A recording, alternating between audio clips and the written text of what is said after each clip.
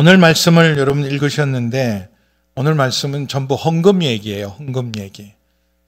헌금 얘기는 모두가 다 사실은 조금씩 부담스러워하는, 목사도 헌금 얘기할 때 쉽지 않고 성도들도 헌금 얘기에는 굉장히 예민해질 수밖에 없어요. 그래서 근데 사도 바울은 이 헌금 얘기를 그냥 8장 15절까지만 한 게 아니라 8장 전체 9장, 무려 고린도 후서에서 8장 9장을 걸쳐서 헌금 얘기를 합니다. 고린도 후서를 기록한 목적이 고린도 교회의 여러 가지 산적한 문제를 해결하고, 무엇보다도 이 개척자였고 교회를 직접 목회했던 바울과의 관계를 회복하는 게 목적인데, 그 다음 목적이 바로 이 헌금 문제를 다루기 위한 것이 고린도 후서의 주제입니다. 근데 워낙 고린도 사람은 우리도 마찬가지로 돈 문제에 예민해요. 요즘 현대인에 있어서 최대의 우상, 요즘 사람들이 무슨 우상을 섬기나, 요즘도 우상 섬기는 사람 많습니다. 여러분 아주 첨단 시대를 가는 대만은 반도체나 이런 기술들이 이제는 우리가 따라갈 수 없을 만큼 대만 앞서가고 있고, 일본은 물론 말할 것도 없는 선진국인데, 근데 그들은 진짜 우상을 제대로 섬기고 있어요. 가면 온통 집이나 가게나 어디나 가면 우상들을 섬깁니다. 근데 요즘 시대 전 세계 공통적인 가장 강력한 우상이 있는데 그게 바로 돈입니다. 돈이 가장 강력한 우상입니다. 그러니까 하나님 없이는 살아도 돈 없이는 못 산다. 이렇게 생각해. 예수 믿는 사람은요, 돈 없어도 살 수 있어도 하나님 없이는 못 살아. 그래야 되는데, 하나님 없는 거는 문제가 안 되는데 돈 없으면 못 살아. 그래서 요즘 사람들은요, 돈이면 무슨 일이든지 합니다. 돈이 되는 일이라면 여러분 돈 앞에 다 무릎을 꿇습니다. 여러 가지 돈 때문에 많은 부정과 부패한 일이 일어나지만, 저는 간첩 중에서 제일 사실은 여러 가지 간첩을 많이 하지만 간첩 중에 제일 문제가 되는 간첩은요, 산업 정보를 빼돌리는 거예요. 특별히 여러분 우리나라가 그래도 전 세계에서 가장 앞서가는 기술 정보를 그냥 그게 수년 어마어마한 돈을 투자해서 쌓인 기술입니다. 근데 그걸 한순간에 빼돌려요. 돈 많이 주겠죠.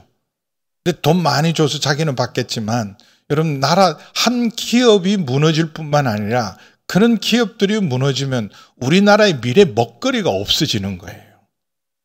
근데 그런 일을 양심의 가책 없이 그 회사에서, 그 부분에서 밥을 먹고 평생 살았던 사람들이 그런 기술을 빼돌리는 간첩질을 합니다. 근데 별로 양심의 가책들이 없어요. 돈이 주면, 나한테 돈만 많이 주면 그런 일을 얼마든지 할 수 있는, 돈이 최고의 우상이라 예수님도 경고했어요. 하나님과 재물을 동시에 섬길 수 없다. 우리 마태복음 6장 24절 함께 보겠습니다. 두 주인을 섬길 수 없는데, 그럼 사람이 어떻게 두 주인을 섬기겠어요? 같이 읽습니다. 시작. 한 사람이 두 주인을 섬기지 못할 것이니 혹 이를 미워하고 저를 사랑하거나 혹 이를 중히 여기고 저를 경히 여김이라. 너희가 하나님과 재물을 겸하여 섬기지 못하느니라. 그럼 이 돈, 재물이라고 표현된 부분은 정확하게 맘몬이에요. 맘몬. 우상 중에 최고의 우상이 맘몬입니다. 근데 이 돈의 이 힘이 어느 정도냐 하면, 세상에 하나님과 견줄 수 있는, 하나님과 나란히 할 수 있는 게 뭐가 있겠어요? 그런데 이 맘몬이라는 우상, 돈이라는 우상은 예수님이 그렇게 말씀하셨어요. 하나님과 맘몬을, 하나님과 돈을 겸하여 섬길 수 없다. 여러분은 다 섬길 수 있다고 믿으시죠? 사실 돈이 없는 것도 문제지만, 여러분 돈이 있을수록 사실은 더 문제가 많아요. 잘 쓰기가 어렵고, 그리고 인격과 품격을 지키고, 그 돈이 나를 썩지 않게 만들 수 있도록 하는 사람이 많지 않습니다. 돈이 쌓이면 그 사람을 썩게 만드는 경우가 대부분이에요. 그래서 디모데후서 6장 10절은 돈을 사랑함이 일만악의 뿌리라 그렇게 말합니다. 확인해 볼까요? 디모데후서 6장 10절 같이 읽습니다. 시작. 돈을 사랑함이 일만악의 뿌리가 되나니 이것을 탐내는 자들은 미혹을 받아 믿음에서 떠나 많은 근심으로서 자기를 찔렀다. 그래서 이런 부자 청년 관원 누가복음 18장에 보면 정말 괜찮은 한 청년이 등장합니다. 근데 청년인데요, 돈도 많아요. 부자라. 아주 부자예요. 청년이 가지고 있는 꿈이 뭐겠어요? 돈이 많아 봤는데, 근데 돈을 이제 어느 정도 가졌는데 이미 청년이 아니에요. 청년은 돈이 없고, 돈을 가지면 이미 그 돈을 누릴 수 있는 젊음은 다 지나간 후입니다. 근데 청년인데도 부자예요. 근데 돈도 젊음도 갖고 있는데 명예까지 가지고 있습니다. 간원입니다. 근데 이런 사람은 보통 젊은 사람이 돈도 있고 명예도 있으면 교만한데 겸손해요. 그리고 바른 생활을 했습니다. 망나니 짓을 한 적이 없어요. 아주 바른 생활을 어릴 때부터 착하고 경건하게 살았어요. 이런 사람이 어디 있습니까? 그리고 겸손해서 그 당시 예수님을 저는 만나고 싶어도 여러분 적어도 평판이 있는 사람들은요 눈치 보면서 예수님 만났어요. 니고데모 같은 사람은 밤중에 몰래 찾아가서 만납니다. 근데 이런 사람 여러분 그럼 누구나 주목하는 사람이에요. 부자에다가 젊음에다가 관원에다가 착하고 성실하고 모범적인 사람이라면 다 아는 사람이에요. 근데 모든 사람 앞에서 예수님께 달려가 무릎을 꿇고 예수님 앞에 나왔으니 사람들이 깜짝 놀랍니다. 저 사람 죽을 병에 걸렸나? 아니면 큰 문제가 터졌나? 수습할 수 없는 어마어마한 일이 있었나? 근데 그런 일도 저런 일도 아무것도 없이 그의 예수님께 찾아온 목적은 내가 무슨 선한 일을 행하여야 영생을 얻겠습니까? 우선 질문의 수준이 다르잖아요. 영생에 대한 관심. 그래서 예수님도 그를 사랑해서 그에게 아주 중요한 말씀을 주셨습니다. 그런데 결국은 여러분 네가 지금 영생을 얻고 정말 나를 따르기 위해서 그걸 반드시 넘어서야 될 게 있는데 네가 가진 많은 물질이 너를 지금 붙들고 있다. 영생의 길을 가로막고 있으니 내 가진 것을 다 팔아 가난한 자들에게 나눠주고 그리고 나를 따르라. 그랬더니 여러분 삭개오는요 예수님 만나서 전 재산을 기꺼이 드립니다. 삭개오는 자기가 토색하고 불의한 사람이 4배 갚고 가난한 사람에게 내 재산의 절반을 다 주고 그리고 주님 영접합니다. 근데 이 사람 삭개오는요 소문난 죄인입니다. 아주 험하게 살아온 사람이었어요. 그런데도 이 사람은 회개했지만 돈에서 자유했지만 근데 누가복음 18장 22절 보세요. 22절에서 27절까지 같이 보겠습니다. 이런 사람이니까 정말 예수님 말씀에 순종해서 다 모든 재물을 극복하고 예수님을 따라서 역사에 빛나는 인물이 되었다. 그래야 되는데 이 말을 들으시고 그러시다. 한 가지 부족한 것이 있으니 내게 있는 걸 다 팔아 그 다음에 넘어가세요. 하늘의 보화를 쌓아라 그랬더니 그 사람이 큰 부자이므로 이 말씀을 듣고 심히 근심하여 오히려 예수님을 떠납니다. 결국은 그가 가지고 있는 그가 의지하고 믿었던 것은요 돈이었어요. 예수님은 내가 하나님과 영생은 내가 못 붙들어도 돈을 놓칠 포기를 못했어요. 그래서 이 만남으로 남긴 유명한 말이 있습니다. 부자가 천국 가기가 얼마나 어려운지 마치 낙타가 바늘길을 통과하는 게 불가능한 것 같이 부자가 하나님 나라에 들어가는 것은 마치 낙타가 바늘길로 통과하는 것과 같다. 그럴 만큼. 근데 그 낙타가 바늘길을 통과한 것처럼 그 삶에 놀라운 뉴스토리를 쓴 사람이 바로 삭개오였어요. 그래서 이 돈 문제, 헌금 문제는 누구에게든지 사실은 다 예민한 문제고 부담스러운 문제입니다. 지금 벌써 오늘 설교 딱 듣는 순간 또 돈 헌금 얘기구나. 그리고 특별히 오늘은 그냥 투표하러 왔는데 또 헌금 얘기해서 더 여러분 힘든 분이 계실지도 몰라요. 그러나 여러분, 이런 돈이 예민한 교회, 우리보다 훨씬 돈에 대한 예착과 예민한 교회가 고린도 교회였어요. 고린도 사람들.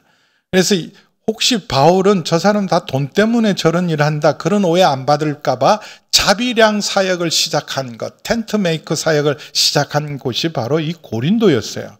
그만큼 재정 문제에 투명하려고 했던 바울이 이제 와서 모든 관계와 신뢰가 회복되었을 때 다시 돈 문제를 얘기하면, 잘못하면 회복된 신뢰도 사실 봐라, 결국은 돈이잖냐. 그렇게 관계 회복하고 화목 얘기하고 다 말했는데 결국은 이제 신뢰가 회복되는 게 또 돈 얘기하지 않냐. 그럴 수 있어서, 만약에 지금 이 문제가 중요한 문제라 할지라도 지금 꺼낼 얘기가 아닌데 7장 16절에 내가 범사에 너희를 신뢰하게 된 것을 기뻐하노라. 7장을 보면 이 고린도 교회와 바울의 문제가 잘 해결됐다는 것이 여러분 7장에서 우리가 알게 되었어요. 그래서 범사에 너희를 신뢰하게 된 걸 기뻐하노라. 그러면 이제 신앙생활을 어떻게 해야 되고 다른 문제부터 먼저 얘기하는데 바로 돌직구로 헌금 문제를 다루고 있습니다. 왜냐하면 이 문제를 넘어서지 않으면 고린도 교회의 믿음의 성장은 여러분 이루어지지 않기 때문에 제일 우선순위로 헌금 문제를 다룹니다. 근데 헌금 문제를 다루는데 읽어보시면 헌금이란 단어는 딱 한 번만, 여기 물론 2절하고 20절에 등장하지만 연보, 풍성한 연보, 20절에 보면 이 그에게 연보라 그러고 나머지는 헌금이라고 해요. 전부 은혜라고 말해요. 자, 오늘 지금 주무시는 분들도 지금은 일어나 보세요. 지금 듣고 다시 주무셔도 돼요. 오늘 설교 다 잊어버리더라도 헌금이 은혜구나. 바울은 뭘 가르쳐 주겠냐면 헌금이 은혜다. 이게 은혜다. 이거 어마어마한 전환입니다. 여러분, 예수를 믿으면 우리가 변화됩니다. 변화되어서 변하고 예수 믿으면 변하는데 뭐가 변하느냐? 제일 중요한 건 가치가 변화돼요. 가치관이. 이전에 좋던 건 지금은 값 없어져요. 가치관의 변화 중에서 돈에 대한 태도, 헌금에 대한 태도가 달라집니다. 그래서 믿음이 없을 때는요, 돈 문제에 예민하고 민감합니다. 그러다가 헌금이 믿음이 없을 때 헌금이 정말 부담 갖고 세금 같아요. 헌금이 이렇게 많아. 헌금 봉투가 하나도 아니잖아. 제목도 창의적이다. 이렇게 헌금 제목을 많이 해서 그냥 거둬들일 대로 온갖 걸 핑계를 대서 다 거둬들이는구나. 그래서 헌금에 대해서 시험 드는 분들이 많습니다. 교회도 돈이 있어야 돼. 돈 없이는 신앙생활도 못해. 돈을 많이 대야 돼. 그런 사람들은요, 믿음이 없는 거예요. 받은 은혜가 얼마나 놀라운지 모르는 거예요. 그 큰 금을 통해서 역사하는 하나님의 풍성한 은혜를 잘 모르시는 거예요. 그리고 믿음으로, 감사함으로, 감동으로 주 앞에 드린 것들이 얼마나 더 풍성하게 내 삶을 풍성하게 하는지를 몰라서 그렇습니다. 근데 일단 예수님을 믿고 은혜를 알면 여러분, 하나님 앞에 드릴 수 있는 것, 헌금이 기쁨이 돼요. 감사가 됩니다. 아깝지가 않아요. 여러분, 헌금을 아깝게 드리는 분들은 죄송합니다만 아까운 헌금은요, 하나님도 기뻐하지 않으세요. 근데 헌금 드림이 아까운 게 아니라 더 드리고 싶은데 못 드린 게 안타까운 거예요. 이해가 되려나? 헌금을 더 드릴 수 있는데 더 드리지 못해서 안타까운 거예요. 이번에 헌금을 할 때 이거 10,000원을 해야 되나 5,000원을 해야 되나 그럴 때 언제나 10,000원을 하다가 이번에는 5,000원만 하겠습니다. 그랬는데 5천 원 하기 잘했지. 그런 사람은 없어요. 은혜를 아는 사람은. 10,000원 해야 되는데. 그때 10,000원 할 마음을 주셨을 때 10,000원을 해야 되는데 5천 원만 하지. 그 마음을 따랐더니 할렐루야 너무 잘했어. 나 5천 원 한 게. 그런 사람 없습니다. 사실 주님을 사랑하고 은혜를 아는 사람은요. 두 마음이 생겼을 때 더 드리고 싶은 쪽으로 드리면 나중에 그 기쁨이 더 충만해지고 절대로 후회하는 법이 없어요. 믿음의 사람들이 헌금해서 후회하는 법이 없습니다. 유명한 큰 기업을 하시다가 지금은 모든 걸 다 잃었어요. 지금은 더 큰 여의도에 제일 큰 빌딩을 했던 분이 나중에 이런 말씀을 했어요. 지금은 정말 알거지가 되셨잖아요. 그분이 하나님 앞에 드린 것만 남았습니다. 하나님께 드린 것만 남았습니다. 그런 거예요. 다. 영원히 망할 것 같지 않고 영원히 누릴 것 같은데 그거 다 사라지고요. 사람 앞에 베풀고 나눈 거 다 허망하고 하나님께 드린 것만 남았습니다. 그래서 여러분 이 헌금이 은혜라는 사실, 그리고 이제 주무세요. 이제 괜찮습니다. 헌금이 은혜다. 이게 은혜구나. 그래서 오늘 제목도 은혜와 성도 섬기는 일에. 근데 이 헌금 얘기를 꺼낸 이유는 이걸 넘어서야 되기 때문에. 이걸 넘어서야 신앙의 성장과 더 깊은 데로 들어서기 때문에, 그래서 그들에게 10절에 보면 왜 헌금 문제를 바로 꺼냈냐면 너희가 1년 전에 이미 작정한 일이고 너희가 자원한 일이었다. 1년 전에 무슨 스토리가 있었냐면 예루살렘 교회에 어려움이 일어났어요. 본교회죠. 모교회죠. 여기는 선교교회고 우리식으로 하면 필리핀, 몽골에 있는 교회고, 본교회는 우리 방주교회라 하면 그동안 본교에서 선교비도 보내고 그러다가 본교에 큰 어려움을 당하고 가난한 성도들이 많아져서 그 본교, 이런 예루살렘 교회 야고보와 베드로와 요한이 부탁을 했어요. 바울에게. 갈라디아서 2장 6절에서 7절 보면 부탁을 합니다. 예루살렘 교회 가난한 이들을 생각해서 기회가 됐는 대로 도와주면 좋겠다. 그래서 한두 차례 이미 실행을 했지만 이번에 바울이 1차, 2차, 3차 여행을 다 마치고 예루살렘으로 가는 목적 중에 하나가 지금 이 유대인 교회와 이 이방 교회들, 유대인 그리스도와 이방인 그리스도인들이 우리가 하나구나. 다 하나님의 가족이구나. 우리가 한 지체구나 라는 것을 교회를 일치하고 연합시키는 것. 몽골 교회나 필리핀 교회나 방주 교회는 똑같은 교회다. 우리가 여러분 사도신경에 다음 주에도 설교를 하겠지만 여러분 사도신경에 교회를 고백할 때 우리는 뭘 믿느냐 하면 사도신경에 천지를 창조하신 하나님, 그 아들 독생자이신 예수님, 십자가에 못 박히고 부활하고 승천하시고 재림하실 예수님을 믿고 성령님을 믿고, 그리고 성도의 교제와 거룩한 공교회라는 말은, 그럼 거룩한 공교회라는 말은 모든 교회는 이런 캐톨릭, 원래 원어는 캐톨릭입니다. 우리는 흔히 구교를 캐톨릭이라 그러잖아요. 근데 원래 원어적으로는 캐톨릭이라는 말은 유니버셜이라는 뜻이에요. 보편적인 교회. 모든 교회는 하나다. 어떤 교회든지, 흑인 교회든지, 백인 교회든지, 아시아 교회든지, 아프리카 교회든지, 어느 교회든지 주님의 교회는 다 하나입니다. 그러므로 우리가 저기가 어려우면 저기를 먼저 돕고, 우리가 어려우면 도움도 받고, 그게 13절에서 15절 말씀인 거예요. 그러므로 그 부탁을 했던 걸 기억하고, 그래서 지금 예루살렘 교회가 어렵다는 걸 선교지 교회에게 알렸더니 제일 먼저 손들고 자원한 교회가 고린도 교회였어요. 1년 전에. 그래서 너희가 원하고 자원했고 9장 1절 2절에도 보면 이는 내가 너희의 원함을 알미라. 내가 너희를 위하여 마게도냐인들에게 아가야에서 1년 전부터 준비하였다는 것을 자랑하였는데, 이 마게도냐 교회는 어느 교회냐 하면 빌립보 교회와 데살로니가 교회예요.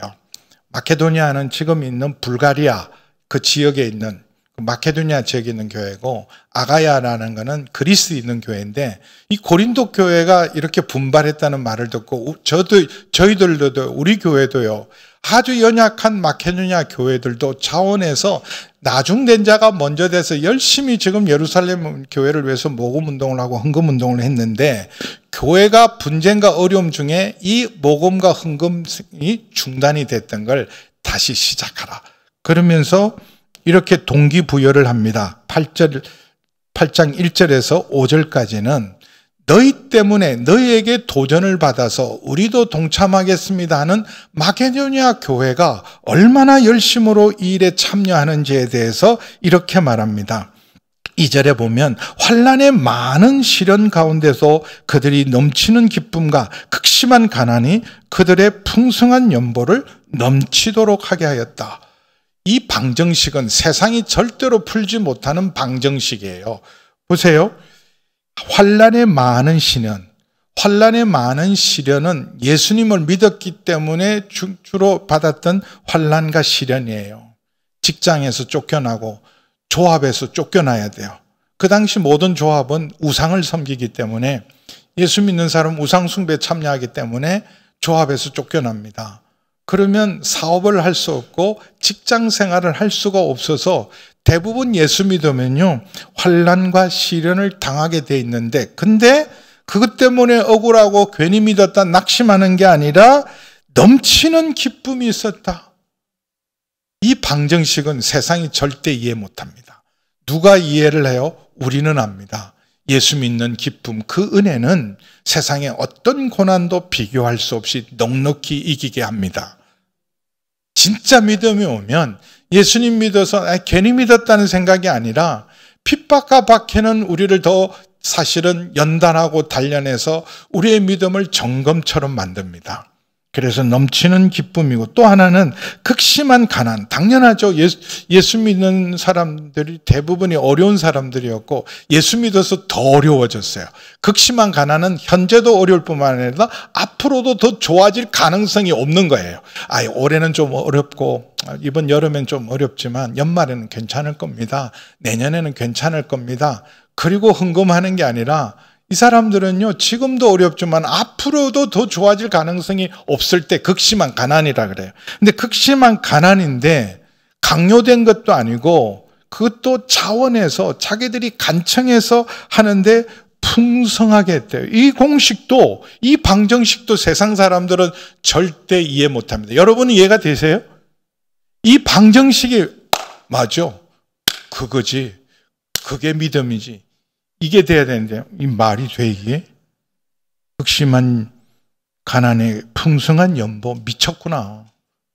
저들도 어려운데 무슨 헌금을 다 해, 헌금을 해. 근데 그걸 지금 마게도니아 교회가 보여줘. 그래서 교회가 문 닫았느냐, 성도들이 다 망이냐? 아니에요. 내가 정언하노니, 그들은 자기 힘대로 할 뿐 아니라 저 사람들은 한 5,000원쯤 3,000원쯤 할 줄 알았는데 힘대로 할 뻔해. 힘에 지나도록 자원했어요. 우리도 하게 해주세요. 아니, 자네들은 할 필요 없고, 아이고 여기 교회도 어려운데 무슨 자립하는 것도 쉽지 않으실 텐데 안 하셔도 됩니다. 아니요, 우리도 참여하게 해주세요. 그래서 4절에 보면 이 은혜와 성도 섬기는 일, 돈 내는 일이라고 생각하지 않았어요. 하나님께 드리고 어려운 교회를 돕는 일이 은혜와 성도 섬기는 일에 우리가 왜 빠집니까? 우리도 어렵지만 더 어려운 사람들을 위해서 하는 일에 우리도 참여할수록 간절히 구했어요. 그럼 이제 헌금하도록 간절히 구하는 교인들이 많으면 얼마나 좋겠어요. 헌금해라 그래도 안 하는데, 사실은 사람들은요, 헌금해라 그러면 다 돈 지갑을 더 닫습니다. 어떤 의미로. 근데 이번 헌금 충분합니다. 더 안 하셔도 됩니다. 그런데 우리 헌금 받아주세요. 우리도 참여하고 싶습니다. 우리도 동참하고 싶습니다. 우리 교회는 그런 분들이 많아요. 근데 돈이 많은 분이 헌금하지 않습니다. 사실은. 누가 했냐? 믿음이 헌금하게 해요. 형편이 안 되시는데도 적금을 부어서 1년 동안 은퇴하면 은퇴 자금으로 쓰셔야 되고, 지금 치료하고 계신데 치료 자금으로 쓰셔야 되는데, 조건 부어서 하나님 기뻐하는 일에 먼저 드리는 거. 이 간청하는 그게 은혜입니다. 은혜. 은혜와 성도 섬기는 일에 참여함에 대하여 우리에게 간절히 구하니. 그래서 바라던 것뿐만 아니라 자신을 먼저 주께 드리고 이렇게 기쁨으로 할 수 있는 것. 이런 어려운 상황에도 기쁨으로 자원함으로 할 수 있는 힘은 자신을 하나님께 먼저 드린 사람만 감당하는 거예요. 헌금은요, 여러분 하나님께 나를 드리지 않고 헌금을 기쁨으로 자원함으로 감사함으로 드리는 거 쉽지 않습니다. 그래서 로마서 12장 1절에 보면 로마서 1장에서 11절은 우리가 어떤 은혜를 받았는지 이 복음 받은 자의 그 기쁨에 대해서 은혜에 대해서 로마서 1장에서 11장까지 바울이 선포했습니다. 그러므로 이 복음 받은 자의 은혜를 아는 사람 여러분들이요. 그러므로 형제들아 하나님의 모든 자비하심으로 너희를 권하느니 너희 몸을 하나님이 기뻐하시는 거룩한 산 제물로 드리라. 이는 너희가 드릴 영적 예배니라. 뭘 드리라고요? 11절 삶 전체를 왜냐하면 하나님은 우리를 위해 아끼지 않으십니다. 하나님은 적당히 줘도 어마어마하게 줄 수 있어요. 근데 하나님은 자기보다 더 귀한 독생자를 우리에게 아끼지 않고 주셨어요. 19절에 보시면 9절 함께 읽어볼까요? 우리 주 예수 그리스도의 은혜를 너희가 알거니와 부요하신 이로서 너희를 위하여 가난하게 되심은 그의 가난함으로 말미암아 너희를 부요하게 하려 함이라. 예수님의 은혜, 그 은혜는 여러분 예수님이 베푸신 은혜, 하나님의 은혜 때문에 값없이 거저 자격 없는 우리가 풍성한 은혜, 구원의 은혜를 누리는 거예요. 근데 부요하신 이로서 예수님은 하나님이시고 하나님의 모든 영광과 존귀와 권능을 함께 가지신 분인데 그걸 다 내려놓으셨어요. 그리고 이 땅에 오실 때 왕으로 권력자로 그리고 어마어마한 부자로 오시지 않고 예수님은 이 땅에 오셨을 때 목수의 가정에 가장 가난한 집에 그리고 예수님 스스로도 33년을 가난한 자로 사셨습니다. 죽은 자도 살리시고 물고기 2마리와 보리떡 5개로 5,000명을 배불리 먹이셨던 예수님이심에도 불구하고 당신은 때로는 먹을 것이 없으셨고 그리고 인자는 머리 둘 곳이 없다고 말씀하셨어요. 성전세를 내라는 말에 왜 당신 성전세를 안 내냐라는 말에 예수님이 그 동전 한 입이 없었어요. 반세겔만 내면 되는데 반세겔 낼 돈이 없어서 예수님이 베드로에게 야 물고기 한 마리 잡아라. 잡으면 동전 하나 물고 있을 거다. 그래서 네 거하고 내 거 같이 내라. 그럴 만큼 가난한 자 되시면 우리를 부요하게 하십니다. 가장 가난한 모습을 다 드러내시고 진짜 가난한 자리가 십자가죠. 가장 처참하고 가장 비참하고 모든 걸 다 사람들이 빼앗습니다. 목숨도 명예도 모든 걸 빼앗을 때 그걸 다 내놓으셨어요. 가난해지신 이유가 뭘까요? 사실은요 우리가 죄 아래 있는 사람은요 세상에 아무리 떵떵거리고 전무후무한 부귀영화를 누려도 다 가난한 자입니다. 그거 아세요? 죄를 안고 있는 한 우리가 가지고 있는 부귀영화는요 전부 우리를 썩게 합니다. 그리고 결국은 망하게 해요. 죄를 가지고 영원한 영생을 누리고 영원한 영광을 누릴 수 있는 사람은 아무도 없습니다. 그래서 다 가난한데 착각하는 거예요. 암덩어리를 안고 있는데 괜찮다고 생각하는 거예요. 죄를 안고 있는 한 우리 모두는 가난한 존재입니다. 예수님께서 그 저주와 가난을 감당하신 이유가 있으세요. 우리 모두를 부요케 하시기 위해서. 우리가 부요한 자인 줄 아십니까? 무슨 소리입니까? 우리 지금 없어요. 예수 믿어 나 가난하고 집도 하나 절도 없어요. 그런 분들 계세요. 근데 고린도후서 6장에 우린 가난한 자 같으나 부요한 자다. 예수 안에서. 가난한 자 같으나 부요한 자라는 것은 죄사함 받고 그리고 우리가 거듭났을 뿐만 아니라 하나님의 자녀가 되는 권세인데 하나님의 자녀이면 하나님의 상속자입니다. 그래서 썩지 않고 쇠하지 않은 영원한 나라, 영원한 기업이 보장된 사람이 그리스도인이라. 우리는 이 땅에서 잠깐 가난을 겪을지 모르지만, 여러분 여기서 뭐 부자다 가난한 다 지나가는 것들이에요. 다 영광 무대에서 하다가 진짜 영원한 여러분 영광은 100년 살아도 여러분 짧아요. 근데 100년은 잠깐 지나 영원한 나라가 영광이 기다리고 있는 사람들이 그리스도 안에서 풍성해진 사람입니다. 우리는 절대 가난한 자가 아니라 부유한 자가 되었던 사람들입니다. 그러므로 여러분 주님이 우리를 위해서 아끼지 않고 자신을 드린 것처럼 그 은혜를 아는 사람은 자신을 드리는데, 여러분 자신을 드린 사람이 돈을 드리고 물질을 드린 게 아깝다 그러면 자신을 드린 게 아니에요. 여러분 돈이 가려면 두 가지가 가야 돼요. 내 자신을 줄 수 있고 내 마음이 가 있어야 줍니다. 내 마음이 있는 곳에 내 돈도 가요. 이 돈은 가치잖아요. 가치. 돈 쓰는 걸 보면 그 사람의 가치관을 알 수 있어요. 돈만 생기면 어디다 쓰는가? 돈만 생기면 먹는 것만 여러분 사 먹는다. 그럼 그 사람의 가치는 그냥 먹는 거에 있는 거예요. 돈만 생기면 그냥 자기 치장하는데 돈 쓴다. 아니 가방이 그렇게 많은데 또 사. 왜 사는 거예요? 또 옷이 없대나? 올해 톤은 무슨 톤이래나? 거기가 가치가 있으니까 쓰는 거예요. 여러분 술에 쾌락에 돈을 쓰는 사람, 돈만 생기면 술 먹고 쾌락에 돈 쓰는 사람은 그게 가치를 주는 거예요. 그게 마음이 가 있고 자신이 가 있으니까 거기다 돈을 쓰는 겁니다. 자식에게 우리가 왜 깨진 독인 줄 알면서도 자식에게 왜 부을까요? 이미 깨진 독인 거 다른 사람 다 알아. 근데도 계속 부어. 왜냐하면 자식이니까 그냥 마음이 가고, 자식이니까 생명도 줄 수 있는데 깨진 독인데도 저놈이 자꾸 보채니까 이번이 마지막이다. 무슨 마지막인 큰 소리 허들들 말아요. 다 알아요. 자식들 마지막 아닌가 알아. 내가 끝까지 빼먹을 거야. 다 알고 있습니다. 주면 또 끝까지 안 가고 버티고 뭐 밥 안 먹는다고 버티면 또 왼수가 따로 없다 그러면 주잖아요. 안 줘야 되는데 진짜 사랑하면 깨진 독이면 안 줘야 됩니다. 자식이라도 안 줘야 돼요. 더 이상 없다.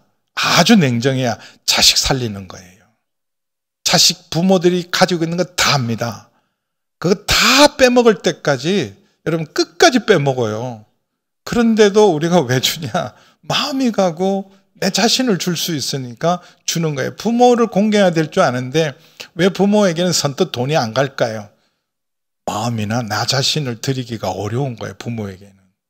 그래서 여러분 헌금은 우리 가치입니다. 예수를 믿으면 바뀌는 게 헌금에 대한 태도가 바뀌고 돈에 대한 우리 가치관이 바뀌기 때문에 이전에 내가 돈을 그렇게 내가 너무 헛돈 썼구나. 이제는 사람 살리는 일들, 생명 살리는 일들, 하나님 나라와 하나님의 영광을 위해서 돈을 쓰는 것, 자신을 주께 드리고 하나님의 뜻을 따라 우리에게 주었으니 이제 디도를 통하여 마지막 편지가 고린도 후서예요. 보내니까 이미 너희가 시작한 그 일을 다시 성취하게 하라. 그러면서 그들에게 도전합니다.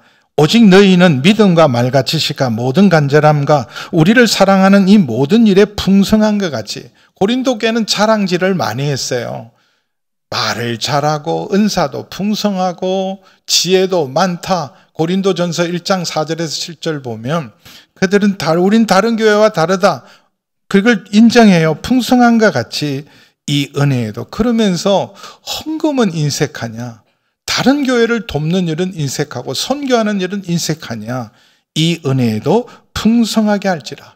내가 명령으로 하는 말이 아니라 간절함을 가지고 너의 사랑의 진실함을 말과 혀로가 아니라 행함과 진실함으로 그 사랑을 증명하라.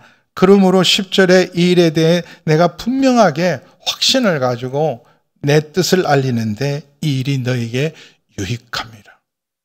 저도 확신을 가지고 얘기하는 거예요. 정직한 헌금, 하나님 앞에 정말 감사함으로 은혜를 아는 자로 여러분 그 은혜에 참여하는 것은요 유익하면 절대 손해합니다. 저는 적어도 제 양심상 교인 손해보는 일은 안 합니다. 우리 교인이 이거 손해된다, 영적으로 손해된다는 건 절대 안 해요. 누가 무슨 소리를 해도 안 합니다. 그런데 여러분에게 유익하다면 여러분이 싫어해도 해요. 여러분에게 유익하기 때문에. 그래서 여러분 진짜 우리가 넘어서야 될 문제, 물질에 매년 평생 매여 살고, 없을 때도 매여 살고 있어도 매여 살고 넘어 쓰셔야 돼요. 그래서 가난에도 처하고 부활도 처하고 일절차족하는 비결 속에 내게 능력 주시는 자 안에서 내가 다 할 수 있다 넘어 쓰셔야 돼요. 그거 어떻게 하느냐? 이 헌금을 은혜로 알고 하나님 앞에 드리는 것을 감사하는 거예요. 하나님 내가 이만큼 드렸으니까 알아서 하세요. 그게 아니라 헌금을 받아주신 게 하나님 내 돈을 받아주신다. 하나님 내 돈을 받아주신다. 이 돈 누가 써도 쓰는 돈이요. 근데 대부분 내가 쓴 돈을 돌아보면 헛된 게 너무 많아요. 후회할 게 너무 많아요. 그런데 주를 위해 쓰신 돈, 장로님 이전에 돈 많으셨잖아요. 그 많은 돈 어마어마하게 쓰셨어요. 근데 장로님 제일 잘하신 거 있어요? 정광택 장로님 잘한 거, 주를 위해 쓰신 거. 제가 이 장로님 이거 하세요 그럴 때 아낌없이 하신 거 잘하신 거예요. 내 돈을 써주신 것 감사한 거예요. 하나님 내 돈을 받으십니까? 왜냐하면 저는요 늘 감사가 있어요. 하나님 어떻게 저를 쓰십니까? 저 같은 사람을 쓰십니까? 그러니 나를 써주신 게 감사한데 하나님 내 헌금을 받으신 게 감사하잖아요. 주 앞에 더 드릴 수 있는 건 감사해요. 그래서 너희에게 유익합니다. 그래서 강조하는 거예요. 여러분 마땅히 하나님께 드리고 은혜를 아는 자라면 여러분 헌금을 아까워하지 마세요. 아낄 때 기도하세요. 아낄 때 그걸 넘어 쓰셔야 돼요. 넘어 쓰셔서 여러분 주를 위해 드린 것, 여러분 그게 하나님이 그거 다 자신이 가지십니까? 온 우주가 하나님의 것인데 하나님이 필요해서 가진 게 아니에요. 사람 살리고 그리고 정말 어려운 사람들 돕고 그리고 이렇게 정말 예배하는 일들로 의미 있고 가치 있고 영원한 일들로 너의 어차피 썩어질 돈, 그것을 영원한 것을 쌓기 위해서 하늘의 상을 쌓는 일에 그 돈을 써라. 돈은 두 군데 써야 된다고 그랬어요. 불의한 재물로 뭐 한 데 쓰냐? 친구를 사요. 사람 얻어라. 사람 얻어라. 사람 이러면서 돈 챙기는 사람이 있어요. 그 어리석은 일이에요. 돈으로 사람 마음을 사고 사람을 얻고 그리고 하늘의 보화를 쌓는 사람, 영원한 보화를 쌓는, 썩지 않는 하나님 나라에 투자하는 사람이 최고의 지혜로운 사람이라 너희에게 유익합니다. 그러므로 11절 12절에 마지막으로 이렇게 말합니다. 이제 하던 일을 성취할지니 마음에 원하는 것과 같이 완성하되 있는 대로 하라. 빚내서 하실 필요도 없고 원래 작정했던 대로 있는 대로 하라. 할 마음만 있으면 있는 대로 받으실 터이요 없는 것은 받지 아니할 것이다. 마음이 원하는 대로. 하나님이 받는 것은 우리의 마음을 받으세요. 액수를 보시는 게 아닙니다. 아나니아와 삽비라가 자기 전 재산을 드리겠다고 했는데 반만 드렸다, 일부를 드렸다도 큰 돈일 겁니다. 자, 뭐 집을 여러분 그때 알려진 부자였어요. 아나니아와 삽비라는. 저 사람 진짜 우리 중에 제일 부자인데 저 사람은 어떻게 하려나 다 보니까 눈치가 보여서 한 거예요. 근데 그 중에 여러분 일부만 드려도 큰 돈을 드렸을 겁니다. 근데 그 헌금 드리다가 그 자리에서 죽었어요. 마음 없는 돈. 사람에게 그냥 드러내고 행세하려는 거는 하나님하고 아무 상관이 없는 거예요. 근데 두랩돈은요, 죄송하지만 500원도 안 되는 돈입니다. 근데 그걸 받으세요. 왜냐하면 그 마음을, 그는 전부를 드렸다. 있으면 다 더라도 드리고 싶은데 하나님 지금 가진 것이 이것밖에 없어서 그분 드린다고 뭐가 들게 되겠어요? 오히려 말릴 수 있는데도 그 드림을 기쁘게 받으시는 이유가 있습니다. 그래서 그 마음이 열리고 은혜의 물이 열리고 은혜의 샘이 열려서 그를 더 부유하게 하실 것이기 때문에 그의 마음을 받으십니다.